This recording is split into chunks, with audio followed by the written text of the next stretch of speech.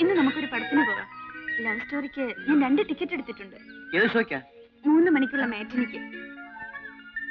ഇപ്പോ മണി 1 ആയുള്ളൂ. നമുക്കൊരു കാര്യം ചെയ്യാനല്ലേ, ഇവിടെ അടുത്ത ഹോട്ടലിൽ എന്റെ ഒരു ഫ്രണ്ട് താമസിക്കുന്നുണ്ട്. ദുബായിൽ നിന്ന് വന്നതാ. നമുക്കൊന്ന് പോയി കണ്ടേച്ചു വരാം. വേണ്ട, ഞാനില്ല. ഒരു 5 മിനിറ്റ് കണ്ട് സംസാരിച്ചിട്ട് തിരിച്ചു പോരാം. അവനിന്ന് വൈകിട്ട് മടങ്ങിപ്പോവും. രാവിലെ മുതൽ ഫോണിൽ വിളിക്കുന്നതാ. പ്ലീസ്. ശരി, വേഗം തിരിച്ചു പോരണം. Okay okay.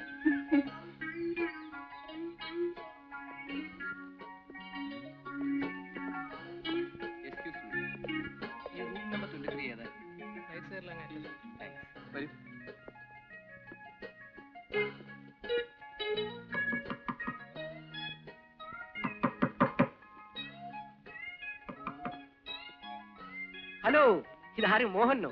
വരൂ, ഇരിക്കൂ ഇരിക്കൂ. അല്ല, ഇതാര്? തന്റെ വൈഫോ? വൈഫായില്ല, വിവാഹം കഴിക്കാൻ പോകുന്നതേ ഉള്ളൂ. പേര് ലത. ആ ലതേ, ഇതെന്റെ ഒരു പഴയ സുഹൃത്താണ്, മിസ്റ്റർ സതീഷ്. ദുബായിക്കാരനാ. ആ, തനിക്കെന്താണ് ഒരു പ്രയാസം? ഒന്നുമില്ല. ഇവരുമായി വരുന്ന കാര്യം തനിക്കൊന്ന് നേരത്തെ വിളിച്ച് പറയാമായിരുന്നല്ലോ. ഓ, അപ്പൊ വിളിച്ച് അനുഭവം ചോദിച്ചിട്ടേ വരാൻ പാടുള്ളൂ. അല്ല പിന്നെ എനിക്ക് എയർപോർട്ട് വരെ പോകേണ്ട ഒരു കാര്യം ഉണ്ടായിരുന്നു. എന്റെ ഒരു ഫ്രണ്ട് വരുന്നുണ്ട്. അത് ശരി, അപ്പൊ ഞങ്ങൾ പോകണം അല്ലേ? ശരി, പോവാ. ഇരിക്കടോ, താൻ എന്തൊരാളാ. ഞാൻ അവനെ കണ്ടിട്ട് 1 മണിക്കൂറിനുള്ളിൽ വരും. അതിനായി. അപ്പൊ പോയിട്ട് വാ. ആ പിന്നെ, ഞാൻ തിരിച്ചു വരുന്നതിന് മുമ്പ് പോയിക്കളല്ലേ.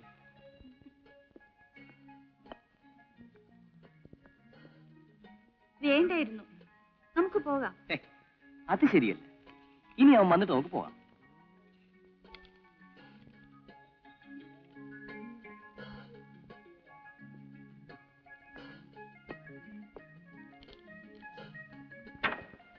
എന്തിനാ കഥ കടയ്ക്കുന്നേ?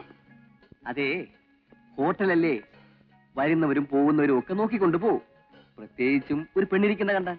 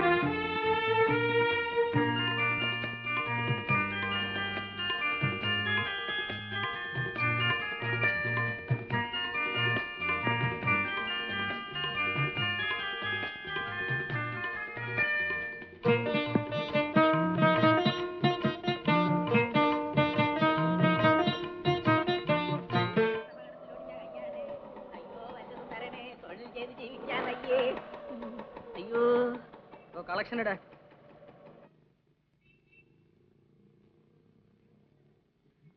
എന്താടോ 12 രൂപയോ? ഇതുകൊണ്ട് എന്റെ സ്കൂട്ടറിന് പെട്രോൾ അടിക്കാൻ പോലും തികയില്ലല്ലോ. എന്താണ് എന്റെ ഉദ്ദേശം? തന്നെ കൊണ്ട് പറ്റില്ലേ പറ, ഞാൻ ചെയ്തോളാം. എനിക്ക് നല്ല സുന്ദരമായിട്ട് തെണ്ടാ അറിയാം. വൈകുന്നേരം നമ്മളേക്കും കളക്ഷൻ കൂടും. ശരി ശരി, നല്ലപോലെ അധ്വാനിക്കണം. നിങ്ങളെയൊക്കെ വിശ്വസിച്ചാ ഞാൻ ഈ സ്കൂട്ടർ വാങ്ങിയത്. ഇടോ, നടന്നു വരുമ്പോഴും സൈക്കിളിൽ വരുമ്പോഴും സ്കൂട്ടറിൽ വരുമ്പോഴും എല്ലാം ഒരേ കണക്കിലാണല്ലോ താൻ കളക്ഷൻ തരുന്നത്. വെറുതെ വീണ്ടും എന്നെ തെണ്ടിയാക്കരുത്. നീ മറ്റുള്ളവന്മാരൊക്കെ നോക്കിയിട്ട് വരാ. വിളിക്കടോ, കൈ അതിനകത്തോട്ട് ഇട്ടിട്ട് വിളിക്കടാ മുതലാളി. അയ്യോ, കാറപകടത്തിലൊടിഞ്ഞ കയ്യാണേ. കൈയുള്ളവരെ ഈ കൈയില്ലാത്തവരെ ചിത്ര തിയേറ്ററിൽ ഒരു പടം ഓടുന്നുണ്ട്. ഗംഭീര പടവാ. ഞാൻ 2-3 പ്രാവശ്യം കണ്ടതാ. എത്ര കണ്ടാലും മതിയാവില്ല. ആ പറഞ്ഞില്ലല്ലോ. മുതലാളി,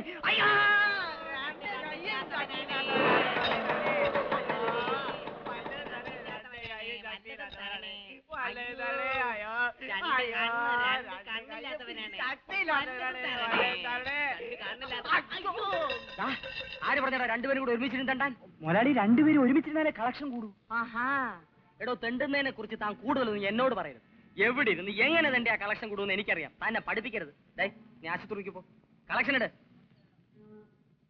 ആ വയ്ക്കോ. നിന്റെ കളക്ഷൻ എവിടെ? കാല് മാറ്റടേ. ഫിൽറ്റർ വിൽസ് ഇടോ. 50 പേരെ വെച്ച് തെണ്ടിപ്പിക്കുന്ന ഞാൻ വലിക്കുന്ന ചാർമിനാർ. 50 പേരിൽ ഒരു തെണ്ടിയായ താൻ വലിക്കുന്ന ഫിൽറ്റർ വിൽസ്. ഇതിന്റെ വില 3.5 രൂപ തന്റെ ശമ്പളത്തിൽ നിന്ന് പിടിക്കും. ആ എന്താ ശ്രദ്ധിച്ചിരിക്കുന്നത്? എന്നെ ഓർത്തിട്ട് തന്നെ. കാര്യം പറയൂ. ഗോപിയേട്ടന്റെ സോറി സാറിന്റെ കവിത ഞാൻ ഓർത്തുപോയി. ഒരു തിര പിന്നെയും തിര. ഓർത്തു നോക്കുമ്പോൾ അത് കടലിനേക്കാൾ ഉപരി എന്റെ ജീവിതവുമായി ചേരുന്നു. ചിരി വന്നുപോയി. എന്താ പങ്കമുള്ള ഇത്? സാർ, എനിക്കൊരു കുഞ്ഞു പിറന്നു. ഓ, കൺഗ്രാറ്റുലേഷൻസ്. പണ്ടൊക്കെ ലഡ്ഡു, ജിലേബി, മൈസൂർ പാകൊക്കെ കൊടുക്കുമായിരുന്നു. ഇത് 4ാമത്തേതാ. ഇപ്പൊ ഒരു ചിട്ടയാക്കി ചുരുക്കി. ആൺകുട്ടിയാ. സാറ് തന്നെ ഒരു പേര് പറഞ്ഞു തരണം.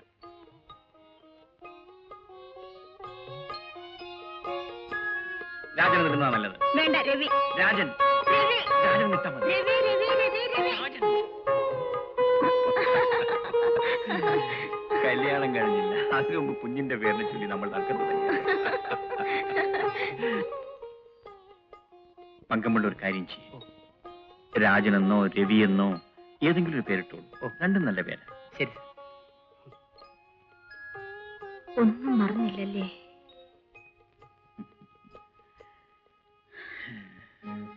അയ്യോ കാലയേട്ടാ, ഒട്ടിഞ്ഞ കാലത്തെ നാട്ടരെ വല്ലതും തരണേ.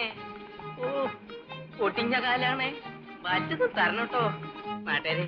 ഒട്ടിഞ്ഞ കാലം നാട്ടരെ, വല്ലതും തരണേ. ഈ കാല് വെച്ചിട്ട് ഒരു ജോലിയും ചെയ്യാൻ പറ്റില്ല. കളക്ഷൻ എടുക്കണേ.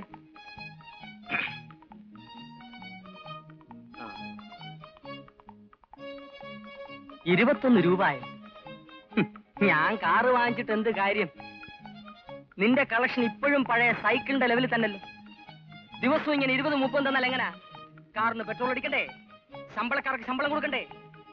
നിന്നോട് എത്ര പ്രാവശ്യം പറയണം? നിന്നെ കൊണ്ട് പറ്റിയില്ലേ പറ. ഇവിടെ 100കണക്കിന് ആളുകളാണ് ദിവസവും വരുന്നത്. BA-യും MA-യും വരെ പഠിച്ചവർ. അവരൊക്കെ ആവുമ്പം ഇംഗ്ലീഷിൽ തെണ്ടി തരിയെങ്കിലും ചെയ്യും. അതുകൊണ്ട് എനിക്ക് പ്രയോജനമുണ്ട്.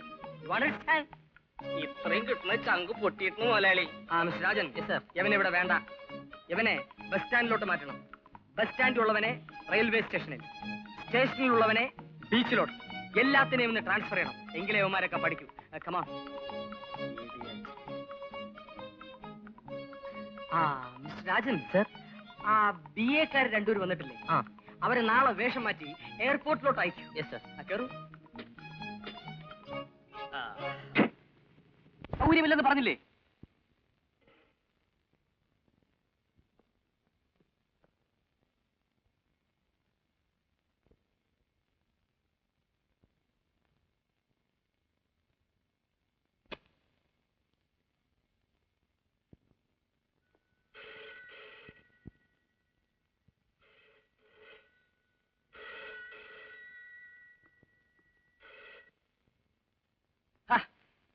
ലത എന്നെ ശല്യം ചെയ്തെന്ന് ഞാൻ പറഞ്ഞില്ലേ? എന്നെ കാണുകയും സംസാരിക്കുകയും ഒന്നും വേണ്ട. ഇനി എന്നെ വിളിക്കരുത്. ശല്യം.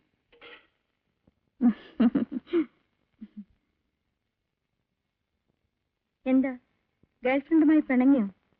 പിണങ്ങി. അതിന് നിനക്കെന്ത് വേണം? ലതയോടുള്ള പിണക്കം എന്നോട് വേണോ? ആ സുധേ, ഞാനിവിടെ ഇല്ല, നമ്മളോട് പറ.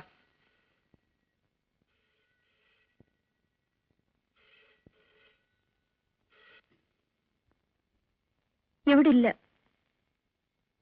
എങ്ങോട്ട് പോയെന്ന് ചോദിക്കുന്നു. പുറത്ത് പോയതാണെന്ന് പറയൂ. പുറത്തു പോയി. എപ്പോൾ തിരിച്ചു വരുമെന്ന്? തിരിച്ചു വരില്ലെന്ന് പറ. തീർച്ചയറിഞ്ഞൂടാ. ഞാൻ ആരാണെന്ന് ചോദിക്കുന്നു. ഭാര്യയാണെന്ന് പറഞ്ഞേക്കൂ.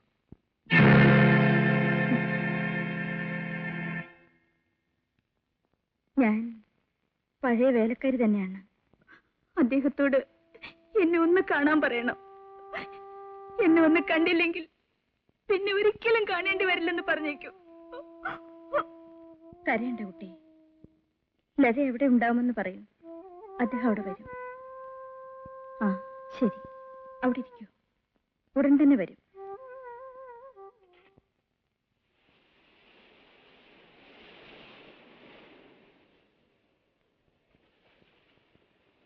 ലതയല്ലേ?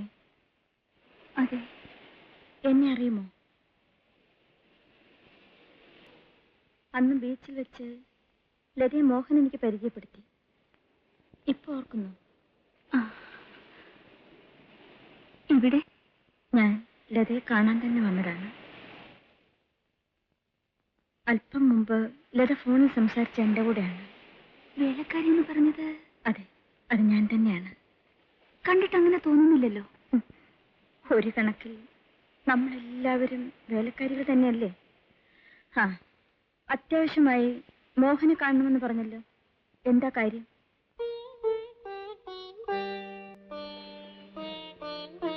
എന്നോട് തുറന്നു പറയാം.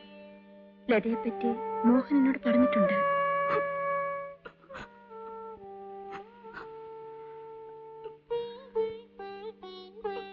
എന്താ കുട്ടി, പറയൂ പറയൂ. ചേച്ചി, മോഹൻ എന്നെ വിവാഹം ചെയ്യാമെന്ന് വാക്ക് തന്നു. ഇപ്പൊ എന്നെ കാണാൻ പോലും കൂട്ടാക്കുന്നില്ല.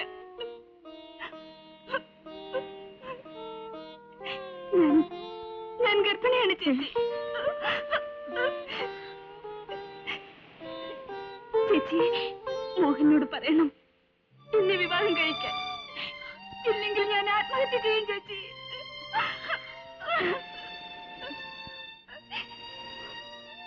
ആത്മഹത്യ ഒരു പരിഹാര മാർഗമല്ല ലതേ. ഞാൻ പിന്നെ എന്ത് ചെയ്യും? എന്റെ ചേട്ടൻ അറിഞ്ഞാൽ ചേട്ടനത് സഹിക്കാനാവില്ല ചേച്ചി. ലതയുടെ ചേട്ടൻ എവിടെയാണ്? ഇവിടെ തന്നെയുണ്ട്. മേനോൻ ആൻഡ് സൺസിന്റെ മാനേജിംഗ് ഡയറക്ടറാണ് ഗോപിനാഥ്.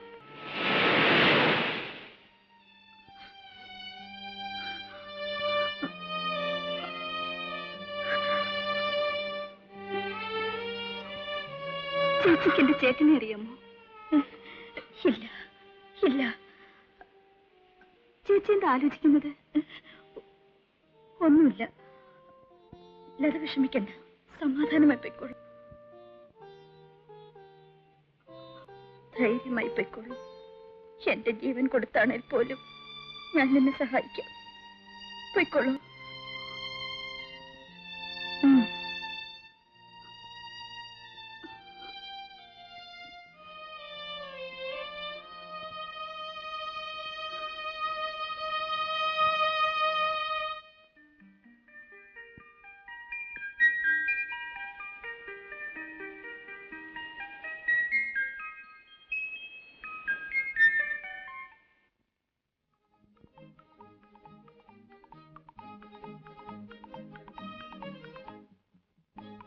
ഇത് ശങ്കന്റേത്. ആ,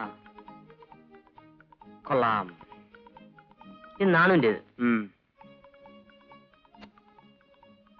ഇതെന്താ 32 രൂപയായി പോയത്? ഉത്സവ സ്ഥലത്ത് നിന്നാലും അവന് ഇത്രേ കിട്ടുള്ളോ? അവിടെ വേറെയും തെണ്ടികൾ ഉണ്ടായിരുന്നു സാർ. ഞാൻ പോയി നോക്കിയതാ. അതാരാ പുതിയ തെണ്ടികൾ? ഞാനറിയാത്ത തെണ്ടികളോ? എടോ, അത് ഉത്സവ കമ്മിറ്റിക്കാരാ. എനിക്ക് തെറ്റിപ്പോയതാ. Good morning. Good morning. ഈ കാശൊക്കെ ബാങ്കിൽ കൊണ്ടുപോയിടണം. ആ പാസ്ബുക്ക് വരവ് വയ്ക്കാൻ മറക്കരുത്. ആ, എന്തൊരു ചൂട്! ഈ എ സിക്ക് തീരെ തണുപ്പ് പോരാ. നാളെ പുതിയ ഒരെണ്ണം ഇവിടെ ഫിറ്റ് ചെയ്യണം. Yes sir. ആ, മിസ്റ്റർ അറുമുഖം, സാർ. കോട്ടയത്തു നിന്ന് എറണാകുളത്ത് ഡ്രാഫ്റ്റ് വന്നോ? വന്നു സാർ. എത്രയുണ്ട്? 500 300. 500 300. അതെ സാർ. എറണാകുളത്തേക്ക് ഒരു ഫ്ലൈറ്റ് ടിക്കറ്റ് ഇന്ന് തന്നെ ബുക്ക് ചെയ്യണം. 50 പേരെ ഇവിടെ തെണ്ടിയിട്ട് എന്താ കളക്ഷൻ കുറവ്? ഒന്ന് പോയി നോക്കണമല്ലോ. ആ, അറുമുഖം പൊയ്ക്കോളൂ. ആ, പിന്നെ പത്തനംതിട്ട ജില്ലയാക്കാൻ പോവാണ്. കോട്ടയത്ത് നിന്നും 25 നല്ല തെണ്ടികളെ അങ്ങോട്ട് അയക്കണം. മറക്കരുത്. സൂപ്പർവിഷന് ഞാൻ ശാന്തനെ അയക്കാം.